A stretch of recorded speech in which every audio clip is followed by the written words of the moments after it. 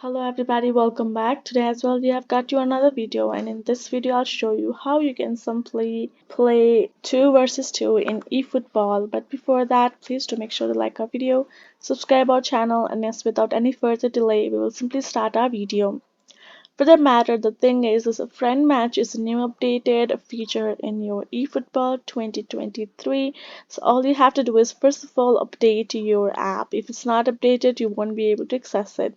Now over here, if you read out this article, you can see you can create a match room and play against friends, etc. etc. You can play 1 versus 1 matches against your friend. You can set a 1 versus 1 match room. You can also create co-op match room and play matches with multiple friends ranging from 2 versus AI to 3 versus 3.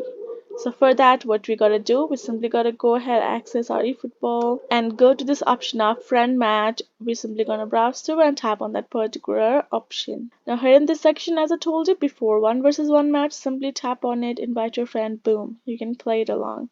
You also have a 3 versus 3.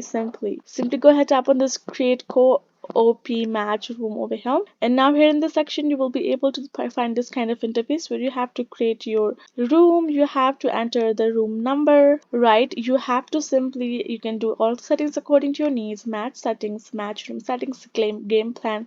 One thing that you have to make sure, if you have to remember your room number, when you give that room number to your friends, they will be gonna adding that, searching up your room, and then gonna join you. Afterwards, set up a password for yourself so only your friends can join and no any other people. Then when your friends gonna want to join, they will tap on this to match and it will start processing. They will get the room, tap on confirm, and there you go. You will be able to play with your friends just likewise over there. So this is the simple way for you to do so. Hope this video was helpful to you all. Thank you so much for watching, and yes, I will see you guys in our next video.